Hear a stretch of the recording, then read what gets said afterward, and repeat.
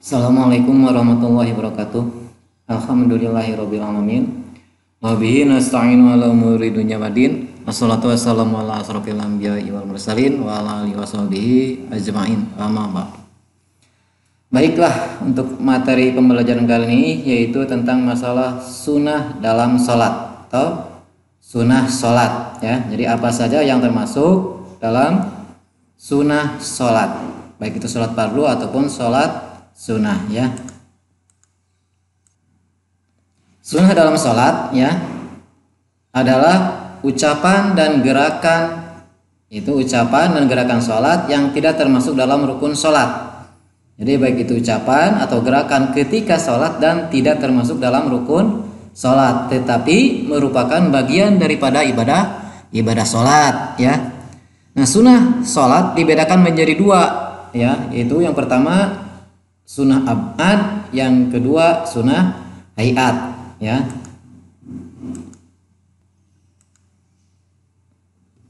Sunnah ab'ad ya, apa itu yang maksud dengan sunnah ab'ad?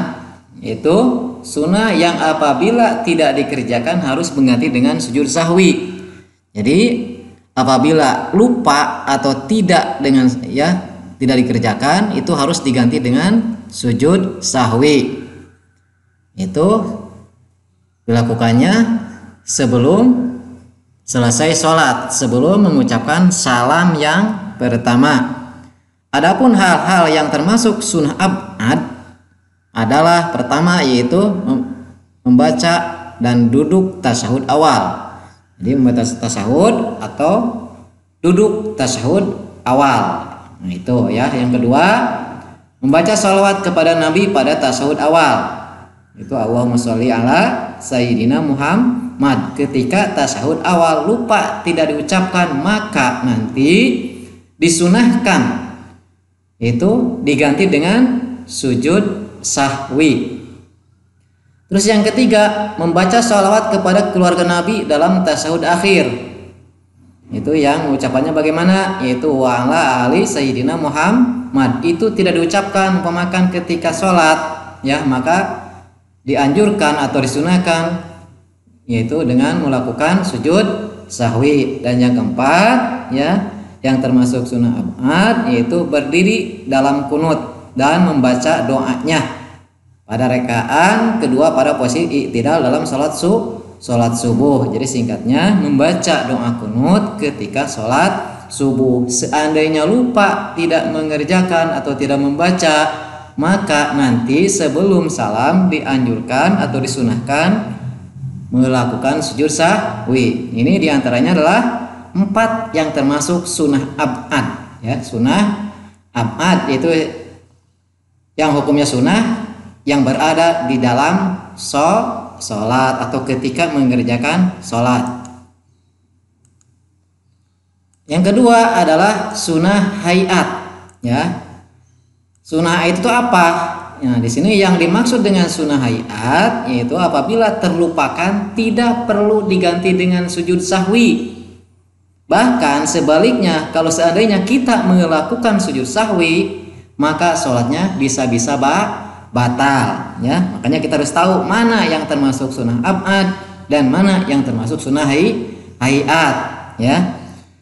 Nah di sini adapun yang termasuk sunnah hayat ya, yang pertama yaitu mengangkat tangan ketika takbiratul ihram, ketika ruku, bangun dari ruku, dan bangun dari tasyahud awal. Ini yang termasuk sunnah hayat. Nah di sini apabila lupa ya tidak usah diganti dengan sujud sahwi.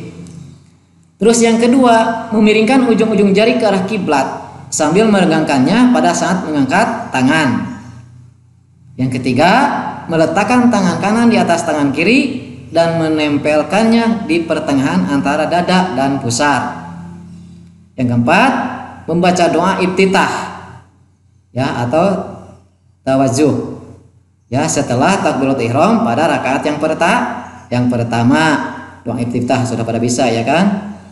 Itu apabila lupa atau tidak dikerjakan itu tidak usah sujud sahwi. Terus yang kelima, membaca ta'awud ya. Itu dibaca sebelum membaca surah ya, dan dengan surah yang pelan, itu ta'awud, jadi membacanya pelan, tidak usah zahar, tidak usah keras ya. Terus yang keenam, mengeraskan bacaan pada tempatnya, termasuk bacaan keras pada waktu sholat subuh, 2 rakaat pertama sholat isya, 2 rakaat pertama sholat maghrib, dan 2 rakaat sholat subuh itu bacanya dikeraskan ya. Yang ketujuh, membaca pelan pada tempatnya, jadi bacanya dibaca pelan ya, minimal kedengaran oleh diri kita sendiri, termasuk bacaan yang dipelankan adalah semua salat selain yang telah disebutkan pada nomor 6 ini ya. Jadi semuanya dibaca pelan, minimal terdengar oleh kita sendiri. Itu yang ketujuh. Terus yang kedelapan, mengucapkan amin setelah selesai membaca surat Al-Fatihah ya. Pengucapan amin dilakukan dengan suara keras dalam sholat zahar ya, dan dengan rendah atau pelan dalam sholat siri ya, atau sir ya, siriyah yang harusnya baca pelan. Yang 9, membaca surah setelah surah Al-Fatihah pada 2 rakaat pertama bagi imam atau orang yang salat sendirian. Itu juga termasuk sunnah hayat. Jadi membaca surat selain surat Fatihah. Jelas kan kalau surat Fatihah termasuk rukun, itu harus diucapkan. Kalau tidak mengucapkan berarti tidak jadi sholatnya.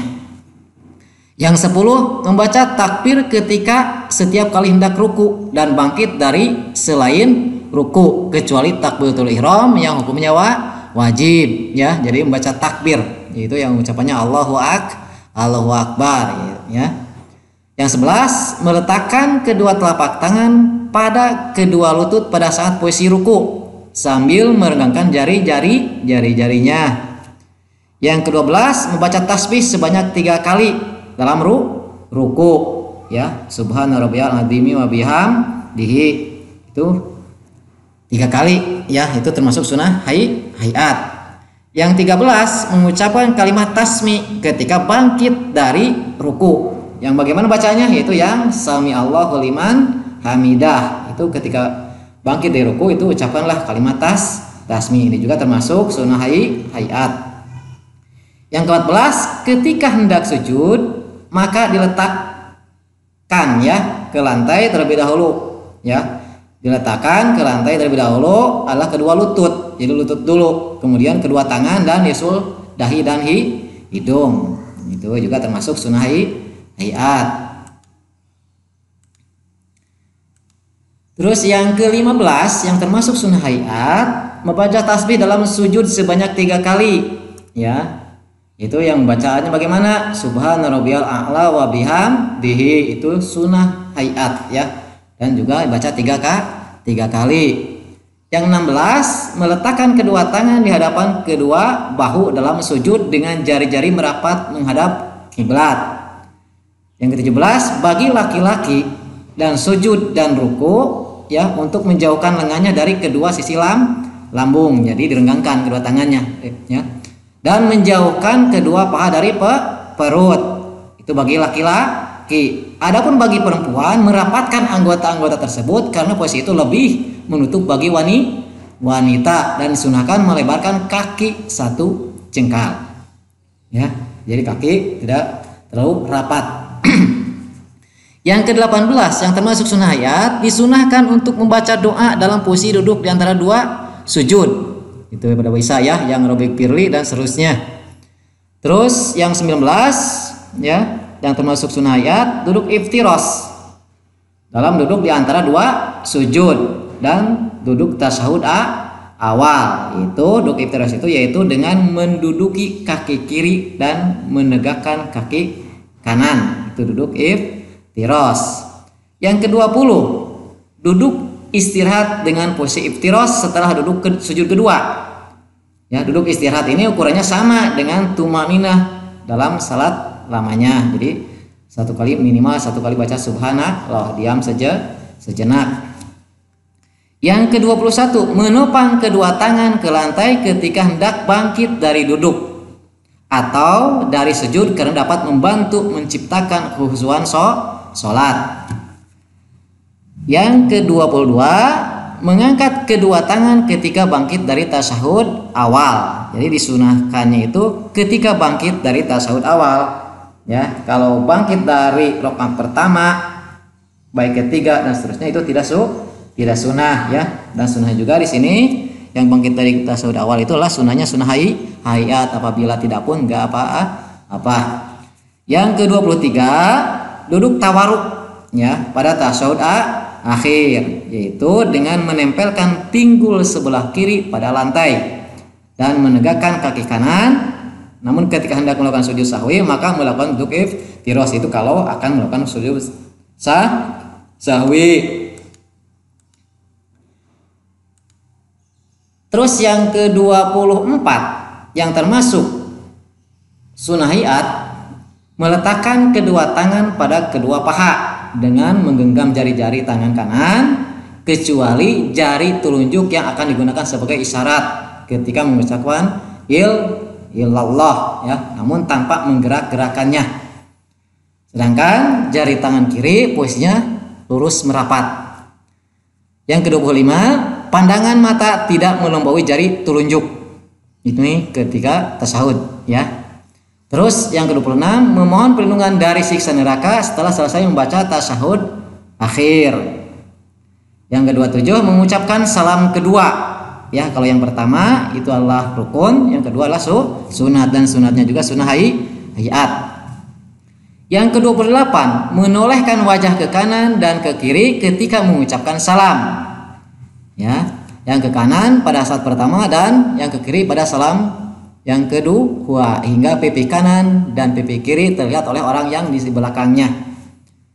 Terus memakai siwak ketika hendak melaksanakan sholat, meskipun dengan kain tetapi tidak dengan jari. Ini juga hukumnya sunat, dan sunatnya juga sunat hayat. Terus yang ke-30, khusyuk dalam sholat.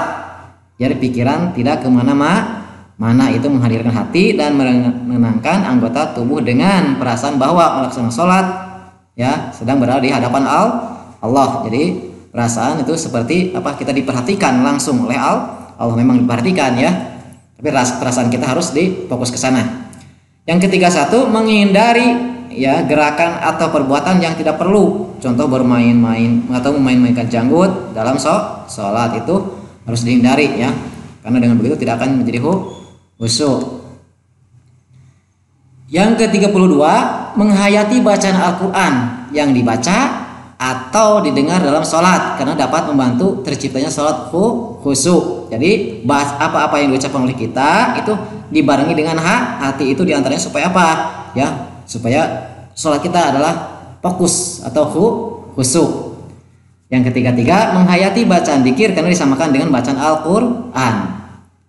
Yang ke-4, memasuki pelaksanaan salat dengan giat, semangat, dan menjauhkan hati dari kesibukan dunia. Jadi lupakanlah urusan-urusan dunia ya, fokuskan kepada urusan akhirat, termasuk yaitu adalah fokuskan ke dalam sholat ya. Terus yang ke-5, mengingatkan kesalahan imam dengan baca tasbih bagi laki-laki dan bertepuk satu tangan bagi perempuan apabila di sini imam ada pekerjaan yang lupa ya. Itu ini ya yang termasuk sunnah hayat. Inilah demikianlah ya pembahasan materi singkat tentang sunnah ab'ad dan sunnah hayat, yaitu sunnah yang dilakukan ketika kita sedang sholat. Mudah-mudahan ada manfaatnya. Mohon maaf atas segala kekurangan. Akhirul kalam. Assalamualaikum warahmatullahi wabarakatuh.